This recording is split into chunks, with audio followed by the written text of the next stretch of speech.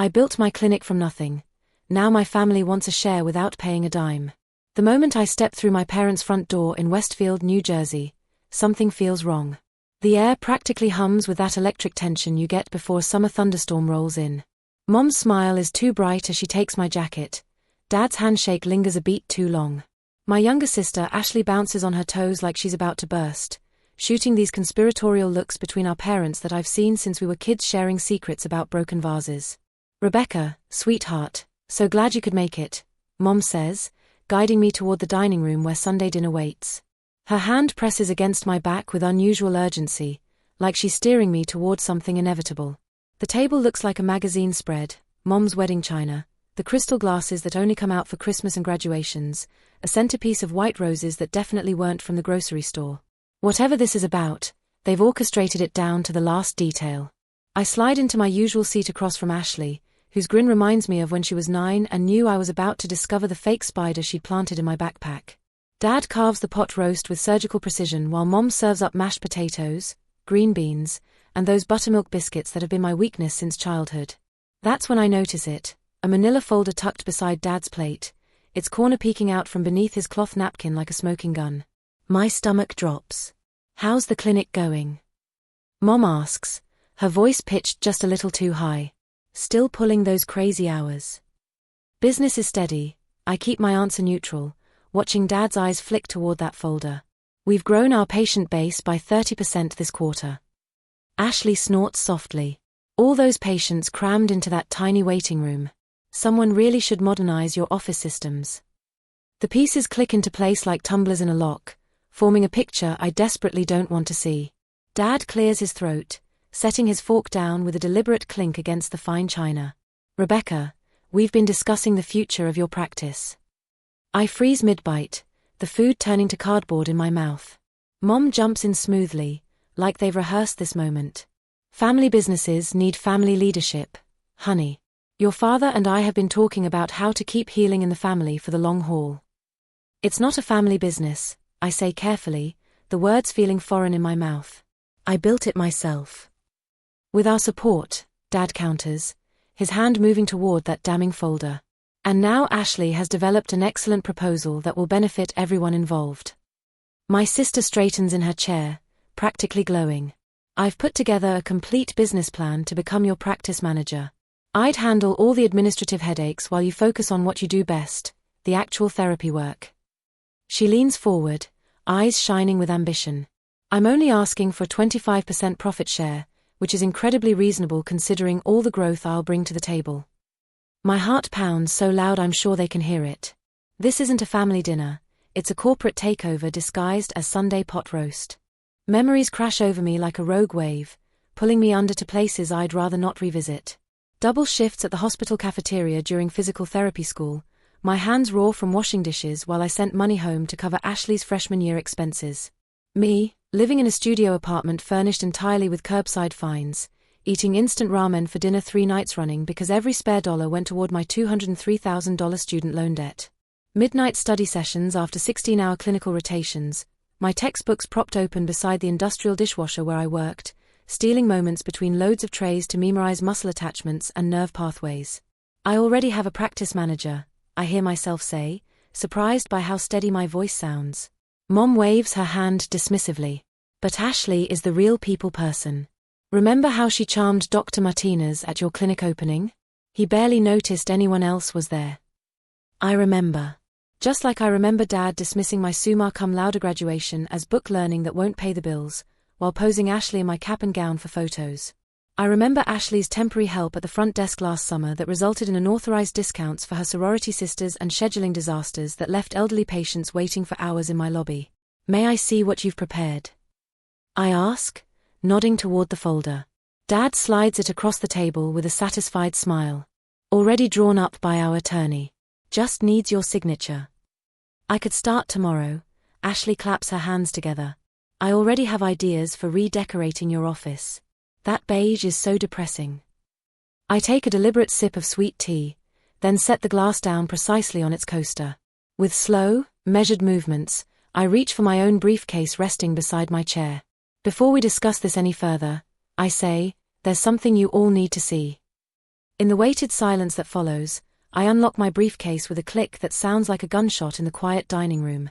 Dad's confident smile wavers as I withdraw a leather portfolio, the expensive one I splurged on after landing the contract with Newark Athletic Medicine, a silent reminder of victories won without their help.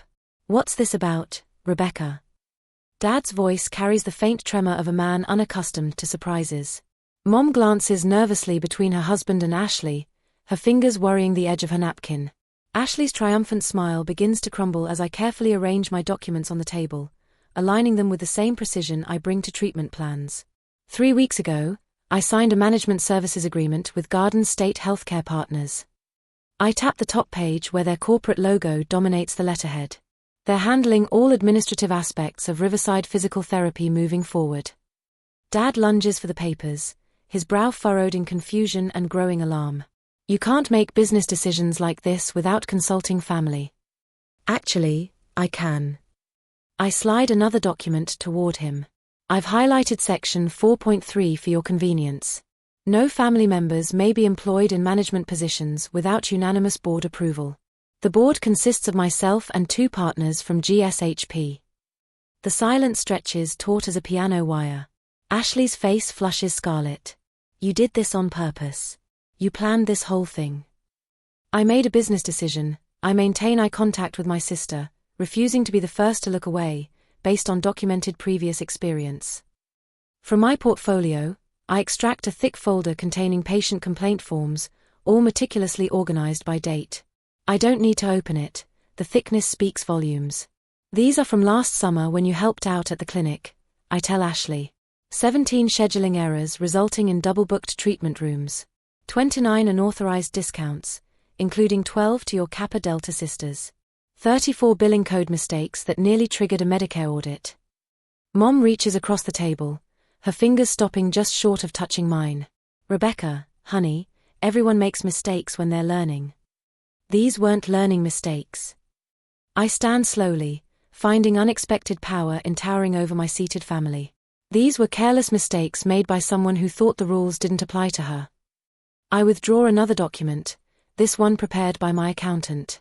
This itemizes the $38,500 in free treatments I've provided to this family over the past 3 years. Dad's rotator cuff rehabilitation after his tennis injury. Mom's chronic back pain from gardening. Ashley's sports massages before her Cabo vacations. Their stunned silence feels like vindication. The expressions shift from entitled certainty to uncomfortable shock, like someone just turned on the lights during a movie. "While I was covering your healthcare needs," I continue, my voice growing stronger, "I was eating peanut butter sandwiches for lunch to make my loan payments. I worked overnight shifts at the hospital cafeteria to help fund Ashley's freshman year when you said you couldn't afford both our educations." I lock eyes with my father. "I slept on treatment tables when I couldn't afford both rent and malpractice insurance premiums." My phone buzzes with a text from Grace, my clinic manager. "Did you tell them yet?" The timing couldn't be more perfect, a reminder that I'm not fighting this battle alone. "My staff witnessed Ashley's summer of chaos," I say, remembering how they stayed late without complaint to fix her mistakes while she posted Instagram stories from rooftop bars. "They know exactly what happened behind the scenes." My mentor Dr. Williams warned me years ago that family and business mix like oil and water. I remember her concerned expression when she found me crying in the supply closet after Dad missed my clinic's grand opening because Ashley had a sorority formal that same night. I should have listened sooner. I gather my documents with deliberate precision, sliding them back into my portfolio in the exact order they'll be needed if this conversation escalates. The methodical movement calms me, just like organizing treatment supplies before a complex patient session. "We can negotiate." Dad's voice has lost its authoritative edge, replaced by the tone he uses when a real estate deal starts slipping through his fingers. 20% instead of 25. A trial period. I close my portfolio with a sharp snap. "My clinic isn't your retirement fund. It's my career." Mom's hand flies to her throat in that dramatic gesture she's perfected over years of family conflicts. "I never thought you'd put business before family," she whispers. The statement hangs between us like smoke, revealing everything wrong with their worldview. In their minds, my success exists primarily to benefit them. My clinic represents not my achievement, but their opportunity. "I'm not putting business before family," I reply, my voice steadier than my racing heart. I'm putting boundaries before exploitation. Ashley shoves back from the table, her chair scraping against the hardwood floor like nails on a chalkboard. You've always been so melodramatic, Rebecca. Acting like you accomplished everything single-handedly when we've supported you every step of the way. Supported me? I raise an eyebrow, genuinely curious about her definition. When exactly? Was it during my graduation ceremony when Dad was photographing you in my cap and gown? Or when Mom told Dr. Martinez I was just the medical person at my own clinic opening? The memories surface like bubbles in champagne, quick, sharp, impossible to stop once they begin rising. Remember my 13th birthday when I got a card from the drugstore while Ashley received that new mountain bike? Or my high school valedictorian ceremony where no family members showed up because Ashley had strep throat? I zip my briefcase closed with finality. Your support has been remarkably absent when it actually mattered. Dad rises too, his 6-foot frame no longer as intimidating as it seemed throughout my childhood. Success has changed you, Rebecca. Made you cold and calculating. No, I meet his gaze without flinching for what feels like the first time in my life. Success has made me visible, and you don't know how to handle a daughter you can't ignore anymore. I lift my briefcase, surprised by how light it feels compared to the emotional weight I've carried for years. For the first time since walking into this house, I take a deep breath that doesn't hurt my chest. I'll see myself out, I announce, turning toward the hallway. Then I pause, hand on the doorframe. Oh, and starting next month, family treatments will be billed at standard rates. Our pro bono program is reserved for patients who genuinely can't afford care, not those who simply prefer not to pay. Behind me, I hear Mom's sharp intake of breath, Dad's muttered curse, and Ashley's theatrical sob that sounds like it belongs on a soap opera. But for once, their reactions don't pull me back into the familiar dance of guilt and appeasement. I don't turn around to comfort or explain or apologize. I step out into the crisp October evening where my phone immediately buzzes with a message from Grace, "We're all here for you." And for the first time in my 31 years, I truly believe someone when they say that. That night, alone in my Princeton apartment, the memories come flooding back like a dam bursting. But instead of drowning me, they feel like evidence in my favor. My 13th birthday falls on a Tuesday in March, unremarkable except for the biology test I aced and the single Hallmark card propped against my cereal bowl. 2 weeks later, Ashley turns 11 and receives a gleaming purple Trek mountain bike with a bell and a basket for collecting pine cones. I watch from our front steps as she wobbles around the driveway, Mom and Dad applauding each uncertain revolution like she's performing in the Olympics. "Rebecca, grab the camera," Dad calls, tossing me his Canon. "This is a moment for the photo albums." I frame the shot perfectly, capturing Ashley's gap-toothed grin as Dad steadies the bike seat and Mom waves like she's sending off royalty on a grand adventure. "Remember when I got my first bike?" I ask later, helping with dishes while birthday cake crumbs still litter the kitchen counter. Mom pauses, sponge suspended mid-air. "You were always such a practical child, Rebecca. You preferred books to outdoor activities." But that's not true. I'd circled bikes in the Toys R Us catalog for 3 consecutive birthdays. High school graduation brings academic honors, valedictorian, National Merit Scholar, full academic scholarship to Rutgers. The gymnasium buzzes with proud families clutching bouquets and disposable cameras. Mine slip into back row seats exactly 7 minutes after my speech ends, empty-handed and checking their watches. Traffic was murder on Route 287, Mom whispers when they find me afterward. But we made it for Ashley's dance recital at 8. "You're coming, right?" The pattern continues through college and graduate school. My Dean's List certificates arrive by mail at the family home, sitting unopened on the kitchen counter for weeks while I work double shifts at the campus medical center cafeteria. When physical therapy school graduation finally arrives, I stand alone after the ceremony until Ashley waves from across the quad. "There you are." She grabs my mortarboard from my hands. "Dad wants pictures of me wearing this. You don't mind, right? It's just for fun." For 20 minutes, I watch my parents photograph my sister in my hard-earned regalia, their backs turned to my honors cords and the diploma case clutched in my white-knuckled grip. "Book smarts are one thing, Rebecca," Dad says later, handing back my cap without meeting my eyes. "But building a real practice takes street smarts." 4 years post-graduation, I'm hunched over my laptop at 2 a.m. in my darkened clinic. Loan statements glow from the screen, $203,000 remaining, monthly payments larger than most people's rent. Meanwhile, I've just transferred $800 to Ashley for her latest temporary housing crisis following her 5th job change in 18 months. My own apartment remains furnished with Facebook Marketplace finds and sidewalk rescues, a coffee table with 3 functional legs and a couch that no amount of Febreze can fully redeem. My stomach growls in the empty clinic, echoing off the walls like a reminder of my priorities. The loan officer's words from that morning still sting. Without a cosigner or additional collateral, Ms. Thompson, we simply cannot approve this expansion loan. I'd nodded professionally, filing the rejection letter with the others, never mentioning that my parents had declined to co-sign but had purchased Ashley a brand new Honda Civic the previous month because reliable transportation is essential for job interviews. That night, I sleep on a treatment table, curled under patient blanket with my laptop balanced on my chest, still working through insurance claims at dawn when the cleaning crew arrives. 6 months later, when Riverside Physical Therapy finally opens in its own 2,400 square foot space, my parents stop by for exactly 12 minutes between Ashley's engagement party and their dinner reservations. "It's nice, Rebecca," Mom says, glancing at her Apple Watch.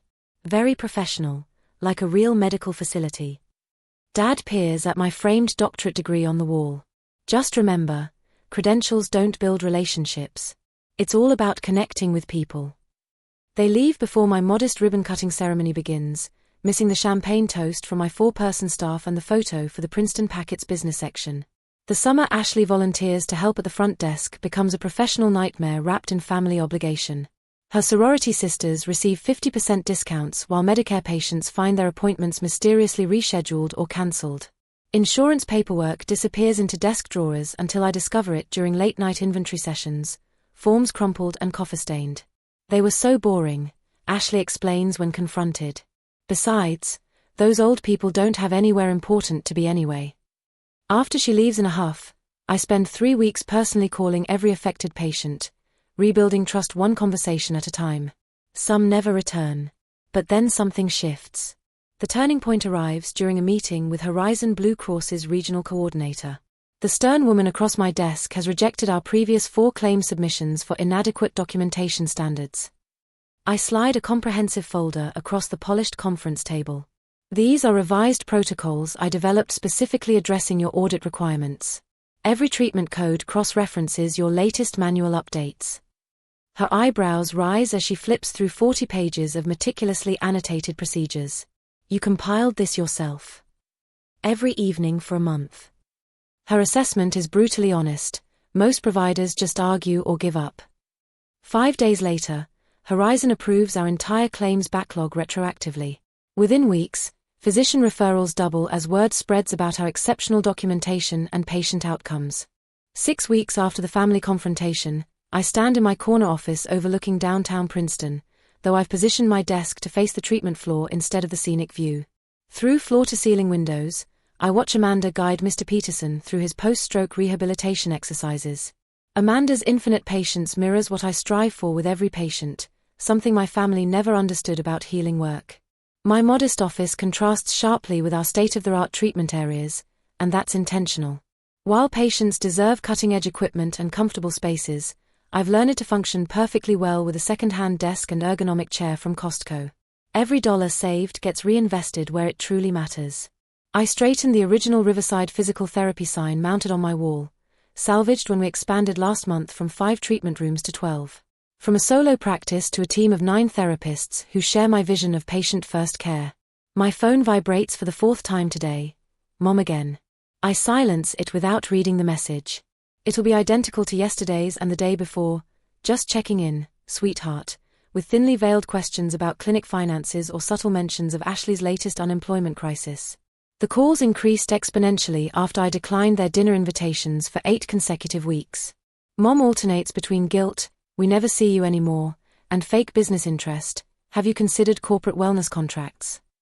Dad attempted to contact my accountant directly last Tuesday, thankfully warned by my advance call explaining the family dynamics. Their most desperate move came yesterday when Ashley appeared unannounced during our busiest afternoon, clutching a folder of revolutionary marketing strategies that coincidentally required her full-time employment to implement. Mark, my front desk coordinator, followed protocol exactly, offered her a seat in the waiting room and called me immediately. I didn't interrupt my patient session. The afternoon sun warms my face as I open my laptop, reviewing the email I've drafted, deleted, and rewritten 11 times. It's measured, professional, and absolutely necessary. To my family, after careful consideration, I am establishing clear professional boundaries regarding Riverside Physical Therapy. The clinic remains closed to family employment or management involvement. All treatment services will be billed at standard rates. Business discussions are limited to my management team. I remain open to rebuilding our personal relationship, separate from my professional life. Rebecca. My finger hovers over send as my office door opens. Grace, my clinic manager, enters with 2 steaming coffee mugs. Thought you might need backup, she says, placing a latte beside my laptop. I saw the Facebook post. I raise an eyebrow questioningly. Grace slides her phone across my desk, displaying Mom's Facebook profile featuring a photo from my clinic's opening day 3 years ago. Mom stands beside me, arm around my shoulders, a rare moment of apparent support I now recognize as performance art. So proud of my daughter Rebecca's vision with Riverside Physical Therapy. We've always believed in her healing touch. #proud mama #family business. The timestamp shows it was posted 37 minutes ago. Interesting hashtag, Grace observes diplomatically. Family business. I taste the bitter irony. I click send on my email. They've never invested a single dollar in this clinic, never worked an unpaid hour here, never believed it would succeed until it generated income. The community's noticing the disconnect, Grace mentions carefully. Dr. Harrison commented last week when he referred that complex shoulder case. Said he sends patients here because you built something authentic, not inherited or gifted. Grace taps my original business license frame. Said he respects how you credit your team instead of promoting your background. I remember last Friday's staff meeting where I attributed our growth to collective dedication rather than individual vision. I'd noticed Ashley's friend Brianna in the waiting room during the meeting, phone suspiciously angled toward our conference area. Speaking of which, I say, pulling up another email, the scholarship fund got approved. Starting next semester, we'll support 3 PT students with demonstrated financial hardship. Grace smiles. Your mother called that wasteful charity when she overheard us discussing it. Exactly why it matters. I stand, stretching muscles tight from desk work. Any updates from the accountant about their latest inquiry? Your father tried charm, then intimidation. Finally left when Sandra mentioned potential harassment documentation. Grace's expression grows gentle. There's something else. She produces a handwritten note from her blazer pocket. Your mother stopped by during lunch. When I explained you were volunteering at the Children's Hospital Clinic, she left this. The envelope bears my name in Mom's perfect Palmer method cursive. Inside, tear-stained stationery contains desperate pleas about family misunderstandings and missing my precious daughter. The final paragraph requests a family meeting to heal these terrible wounds, naturally at their house, on their terms. My phone chimes with a text from Ashley. Miss you, big sis. Can we talk? Just the 2 of us. Grace watches me process these latest emotional manipulations. Your father's letter arrived in yesterday's mail too. Very formal, suggesting family mediation with his attorney present. I laugh, but there's no humor in it. The tables have turned, haven't they? Their friends are asking uncomfortable questions. Community members are noticing discrepancies between their claims and reality. Through the window, I watch 2 therapists I hired from underprivileged backgrounds guide patients with the skill and compassion I've fostered throughout our clinic culture. The late afternoon sun illuminates our expanded treatment floor, built from my vision, my labor, my persistence despite years of family dismissal and doubt. What will you tell them? Grace asks gently. I place Mom's note in my desk drawer, joining other manipulative family communications I've documented meticulously. Evidence, not ammunition. When they're ready for a relationship that doesn't involve exploiting my success, I say, I'll listen. Until then, my priority is protecting what we've built here. In the waiting room beyond my office, I notice a familiar face, one of Ashley's sorority sisters who received unauthorized discounts last summer. Today she waits patiently, insurance card in hand, respect replacing the entitlement that once lived in her expression. The facade is finally crumbling. 2 weeks later, I arrive at Corner Bakery 20 minutes early, claiming my preferred table with clear sight lines to both entrances. Neutral territory with enough ambient noise for privacy without isolation. I position my leather portfolio precisely before me, its weight reassuring. Inside rests every text message, email, and financial record documenting our tangled history. Evidence collected not with malice, but with the methodical care I apply to treatment documentation. Through the window, I spot them crossing the parking lot. Dad's shoulders square beneath his golf polo, Mom fidgeting with her pearl necklace, Ashley's confident stride betrayed by nervous glances at our parents. They've coordinated their outfits in navy and khaki, a united front in country club colors. The entrance chime announces their arrival. The moment they locate me, subtle expressions shift. Dad's jaw tightens, Mom's smile freezes, Ashley's eyes narrow at the portfolio commanding space on our table. "Rebecca, honey." Mom reaches for a hug, but I remain seated, forcing her to awkwardly pat my shoulder instead. "This is cozy," Dad says, settling across from me. "We would have preferred dinner at home. Family matters should be discussed privately." "This isn't exclusively a family matter." I tap the portfolio. "This involves my business." Ashley slides beside Dad, her signature perfume overpowering the coffee shop's vanilla atmosphere. "We brought those almond croissants you love." She pushes a bakery bag toward me that I ignore. A server appears, takes their orders, and disappears with practiced efficiency. The moment she's gone, Dad leans forward, hands clasped on the formica table. "Blood runs thicker than water, Rebecca." His voice drops to that authoritative tone he wielded when I missed curfew at 16. Family stands together, especially in business ventures. Mom reaches across to squeeze my wrist. "We've always been proud of you, sweetheart. Always. Your father and I tell everyone about our brilliant daughter, the doctor." "Doctor of physical therapy," I correct automatically. "Exactly," Ashley adds with surprising accuracy before launching into her rehearsed presentation. "Speaking of which, I've reconsidered our last conversation, and I realize I approached things too aggressively. So I've developed a new proposal." She produces a sleek iPad from her designer purse. "A consulting arrangement instead of management. 2 days per week, enhanced social media presence, corporate client development." I take a deliberate sip of coffee, letting the warmth fortify my resolve. "Before we discuss any proposals, there's something you should know. The Hendersons asked me an interesting question at their anniversary celebration last weekend." The mention of longtime family friends causes all three to stiffen visibly. "They congratulated me on our family partnership and asked when you'd all joined my practice."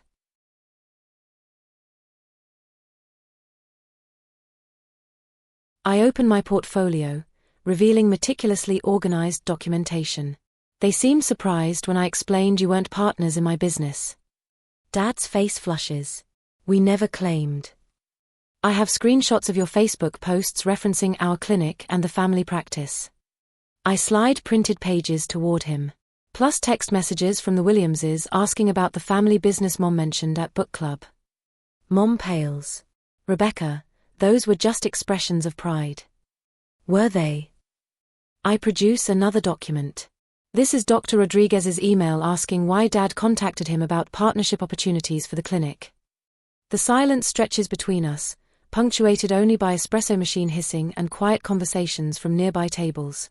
"You've been spying on us," Ashley's voice carries wounded betrayal, as if I'm the one who violated trust. "I've been paying attention." I meet her gaze steadily. "The same attention I gave building my practice while you told your sorority sisters they qualified for free treatments." Dad attempts to regain control. "We're getting sidetracked. We're here to discuss Ashley's position." "Ashley will have no position in my clinic." The words emerge with calm certainty that surprises even me. "Neither will you or Mom." "Rebecca," Mom's hand flies to her throat. "After everything we've sacrificed for you." "Everything you've sacrificed." I extract a detailed spreadsheet from my portfolio. Here's an itemized list of free treatments I've provided this family over 3 years. Market value, $38,735. Here are the loans I gave Ashley during my first 2 years when I could barely afford groceries, $11,200, still unpaid. Ashley's face contorts. "You said those were gifts." "I said we'd figure it out later." "It's later now." Dad's businessman facade slips for the first time. You can't possibly expect repayment after all After all you've what? I cut him off, voice level but firm. After you missed my doctoral ceremony for Ashley's sorority formal? After you told Dr. Martinez I was playing at businesses until I found a husband? After you dismissed my clinic opening as just another job? I place my palms flat on the table, steadying myself. These are my terms for any future relationship. First, my business decisions remain mine alone. No input, no suggestions, no contact with my colleagues. Second, any family treatments will be billed at standard rates. Third, stop describing yourselves as partners or stakeholders in my business. Mom's composure finally crumbles, genuine tears replacing performance drops. You can't mean this. We're family. Family respects boundaries, I answer. Family celebrates achievements instead of trying to claim ownership. Dad's face darkens with frustration. This is ridiculous. We never imagined you'd actually succeed independently. We were trying to secure your future. The truth slips out so naturally he doesn't seem to realize what is admitted. After all these years, all my work, all my sacrifices, they never believed in me. Ashley's mask falls completely. It's not fair, she hisses. You get everything, the respect, the fancy title, the successful business. What about me? I'm stuck in a cubicle while you play hero in your precious clinic. There it is, the raw envy beneath manipulation, resentment beneath charm. I close my portfolio with decisive finality and stand. I built everything I have while supporting this family emotionally and financially. I'm not playing at anything, and I'm finished being invisible. I leave exact change for my coffee and walk away. Behind me, I hear Mom's quiet sobs, Dad's harsh whisper to Ashley, the scraping of chairs against linoleum. But I don't look back. For the first time in my life, I'm moving forward without checking for their approval. The weight of their expectations falls from my shoulders with each step toward the exit. I walk into brilliant autumn sunshine, standing taller than when I arrived. 1 year later, I stand at the floor-to-ceiling windows of my expanded clinic, watching afternoon light paint golden highlights across Princeton's skyline. The view before me mirrors the transformation within. Dr. Thompson, your 4 o'clock is ready. Amanda appears beside me, tablet in hand. It's Mrs. Chen's final session. Perfect timing. Genuine warmth spreads through my chest. The waiting room bustles with purposeful activity, a stark contrast to the cramped space where I began. Patients now relax in comfortable seating beneath framed community service awards that have joined my original business license on the wall. Our waiting list extends 10 weeks out, testament to the reputation we've built through excellence, not connections. As I guide Mrs. Chen through her final exercises, I catch my reflection in the treatment room mirror. The defensive posture that once characterized my stance has softened. I stand taller now, grounded in authentic self-worth. Later, I welcome 4 new graduates to my mentorship program. They gather around the conference table, eyes bright with determination that once fueled my midnight study sessions. The most important thing I can teach you isn't a technique, I tell them, perching on the table's edge. It's understanding your value. In this profession, you'll give constantly. Ensure what you're giving is respected and reciprocated. After they leave, I review our pro bono program statistics. The initiative now comprises 20% of our practice, a percentage that would have terrified me last year but now fills me with purpose. My phone buzzes with a text from my professional women's support group leader. Ready for tonight? Your turn to share your journey. Nervous excitement flutters through my stomach. Tonight marks the first time I'll publicly share my complete story, family struggles included. The thought both terrifies and liberates me.